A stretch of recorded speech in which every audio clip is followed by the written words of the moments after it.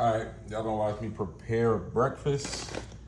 So my breakfasts are usually really light, you know, kind of like a salad. Very, very fibrous. So they get all their fiber and greens and roughage and stuff in the morning. That way they have enough energy. They're not like lazy and laying around all day because they're trying to digest a whole bunch of meat. You know, so we got blueberries right here. We're gonna add a few other things. We got some carrots. Carrots got a lot of benefits too, and I do keep them frozen because I mean it's no big deal. Once I put a little bit of water in the bowl, it'll thaw out a little bit. I put a little bit too much, I'll take that out. But yeah, they get all their roughage in the morning, all their vegetables, all of those nutrients. Those are some alfalfa sprouts. Those are very beneficial too. I'm not going to explain the benefits of everything that I'm putting in here. You guys, if you're interested, you can go and do your own research. I'm just showing you what I do. You know what I mean? I'm not no doctor or physician or anything like that. Got some kale right here.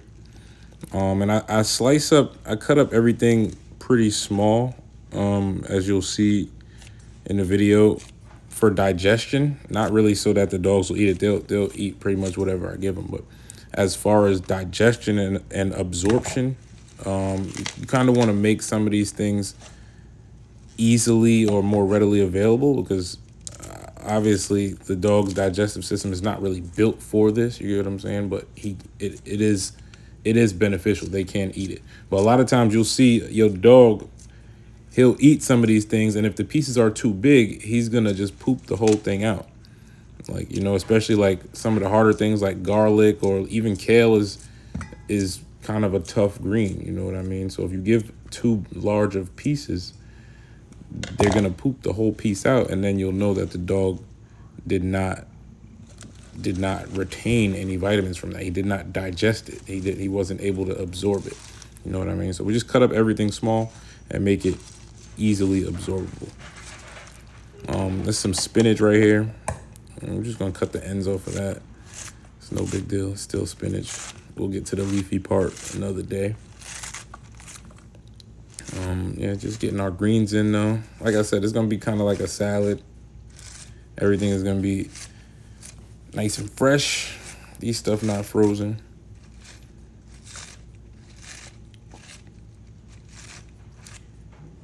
Yeah, we do a lot of different activities or stuff like that in the morning, so I don't really want them to be too laid out or too like waiting for food to digest and stuff like that. So after I feed them, I give them like an hour down, and then we out of here. That's some pig fat. That's another thing. So with all these greens and stuff, you want to add some fat to that. I mean, especially if you got young dogs. My dogs are 3 months and 8 months, so they still gonna need some type of fat in their diet. You don't want to, and even an older dog, obviously that's an egg. Even an older dog, you don't want to run them too lean. You know what I mean? Sometimes people run their dogs a little too lean with all these super lean meats. And, you know, dogs need fat. That's an essential part of their diet. You don't want to overdo it, obviously, but they need fat for their energy and stuff. Got some garlic right here. Garlic, again, a lot of benefits. Keep some worms at bay and stuff like that. But again, I'm no physician. Don't, you know, do your own research. I just chop up anything in there. And a lot of times, whatever I have extra in the house, like you guys see me put bananas and stuff in the dog's food or whatever, just peppers, just anything that's around that's not like restricted for dogs. Obviously, no grapes, no onions, nothing like that. And then you'll see that these two bowls are pretty close in weight or in size. And that's just different dogs have different requirements and different metabolisms. My 8-month-old, she's growing slower now, right? So she's more on like, she still needs all her nutrients and stuff, don't get me wrong. We got some wild salmon oil here. Excuse me. Yeah, she still needs all her nutrients and stuff like that. But she's not skinny. You know what I mean? From the same diet that I'm giving him, that's having him grow, it's also maintaining her. You know what I mean? So she doesn't need too much food, and she gets more of the bulk of her food in the evening anyway. Like I said, these meals are a lot lighter. We got a sardine right here. We got some chicken necks I just put in there.